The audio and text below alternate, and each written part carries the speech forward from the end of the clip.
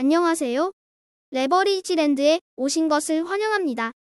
2024년 12월 13일 금요일 오늘의 증시 날씨, 물가에 오랐다. 미국 증시가 어제 소비자 물가에 환호했다가 오늘은 생산자 물가에 실망하며 일제히 하락했다. 보는 바와 같이 모든 지수가 일제히 하락한 가운데 유독 중소형 종목들의 하락세가 가파르다. 그래도 S&P 500과 나스닥 q22는 이런저런 악재에도 쉽사리 흔들리지 않으며 여전히 견고한 모습이다. 다음은 간밤에 있었던 주요 증시 뉴스들이다. PPI가 시장 예상치보다 높게 나오자 3대 지수는 동반 하락했으며 신규 실업수당 청구 건수 역시 2달 만에 최고치를 경신하며 고용도 불안한 모습을 보임에 따라 하락세에 불을 지폈다.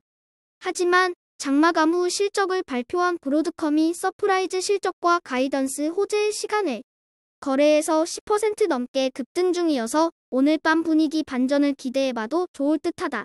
다음은 주요 증시 전망 소식들이다. 트럼프가 뉴욕 거래소에 나타나서 1기 집권 당시 S&P 500의 상승률을 언급하며 누구도 본 적 없는 강한 경제를 만들겠다고 호언장담하며 투자자들을 설레게 만들었다. 한편 도이치뱅크는 최근 6개월 가까이 부진을 면치 못하고 있는 필라델피아 반도체 지수가 저평가됐다며 유망 반도체 기업들을 줄줄이 소개해 눈길을 끈다. 그리고 CME 패드워치에서 예상하는 다음 주 금리 인하 가능성은 98%로 25bp 인하를 거의 확정적으로 보고 있다. 3배수 레버리지 ETF가 채권 ETF를 제외하고 전 종목 하락하며 쉬어갔다. 오늘은 특히나 중소형 바이오테크 라브의 8.54% 대폭락이 뼈아프다. 그 밖에 빅테크와 반도체도 물가 상승압 박속의 소폭이지만 조정을 받은 가운데 과연 오늘 밤 실적으로 이 분위기를 반전시킬 수 있을지 관심이 모아진다.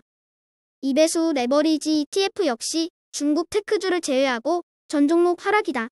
반도체와 전기차 그리고 바이오 종목들이 줄줄이 하락한 가운데 10만 달러를 돌파하며 60달러를 넘어섰던 비트코인의 2배 레버리지 ETF인 BITU도 오늘은 다시 그 밑으로 떨어지며 2.78% 후퇴하고 말았다.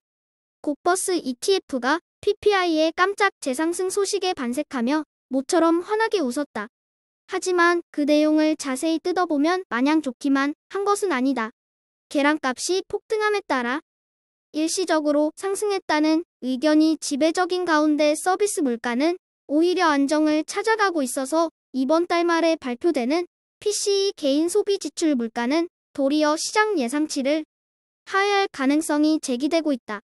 거기에 고용 둔화 분위기가 감지됨에 이번 달 금리 인하도 확실시되는 분위기로 뭐가 뭔지 알 수 없는 형국 속의 골디락스가 경기 침체가 될지 아무도 장담할 수 없는 안개 속 장세가 내년에도 이어질 것으로 예상된다. 그래도 한번 떨어질 때 됐다는 기대감과 함께 시장의 조정을 기다리며 인디언 기우제를 이어가는 곡버스다. 다음은 불GTN의 15개 개별 종목들 소식이다. 어도비가 실망스러운 가이던스 발표와 함께 무려 13.69% 하락한 것이 불주 입장에서는 뼈아픈 하루이다. 그래도 죽으란 법은 없는지 브로드컴이 대박 실적 발표로 응수하며 시간의 거래에서 10% 넘게 급등해 어도비의 삭지를 일부 만회하는 분위기다. 엔비디아를 제외하고는 큰 재미를 못 보고 눌려있는 반도체 종목들이 좋은 실적과 함께 기지개를 펼 수 있을지 지켜볼 일이다. 오늘의 추천 종목은 벤슨힐이다. 벤슨힐도 지난주에도 추천한 바 있는데 그 뒤로 주가가 너무 심하게 흔들려서 무슨 일인가 살펴볼 겸 다시 한번 들고 나와봤다. 확인 결과 별다른 이슈는 없으며 오히려 이슈가 없고 잠잠한 것이 죄라면 죄인 것 같다. 당장 실적도 안 나오고 대체육과 관련된 별다른 호재거리도 없다 보니 투자자들로부터 철저히 외면을 받고 있는 것으로 분석된다. 하지만 벤슨힐의 미래 잠재력을 높게 평가하며 이마트와 SK 그리고 신세계 등의 대기업들도 이 회사와 손잡고 협업 중이다. 남들이 거들떠도 안 볼 때야말로 쌀 때 죽죽 팔 수 있는 절호의 기회라고 생각하며 공포에 매수할 만한 기업으로 다시 소개해보는 벤슨힐이다. 콩으로 고기 맛을 내는 대체육 기업인 벤슨힐 바이오시스템을 오늘의 템버거 후보 종목으로 과감하게 소개해본다. 어제는 인플레이션 압박 속에 10년물 국채금리가 4.3%를 넘어서자 중소형 종목들이 일제히 큰 조정을 받고 말았다. 트럼프 정부가 들어서면 각종 규제와 세금 완화로 중소형주들이 가장 큰 혜택을 받을 것으로 기대된다. 거기에 금리 인하 사이클은 돈이 없는 중소형 종목들 입장에서는 가뭄의 단비와도 같다.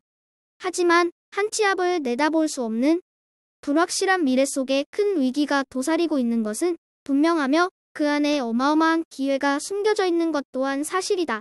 위기라는 단어 자체가 위기와 기회를 함께 내포하고 있는 만큼 위험을 더 크게 볼 것인지 기회를 더 크게 볼 것인지는 전적으로 우리들의 몫이다. 세상을 긍정하고 위기 속에서 기회를 엿볼 줄 아는 슬기로운 투자자가 되자. 오늘도 들어주셔서 감사합니다. 즐거운 하루 되세요.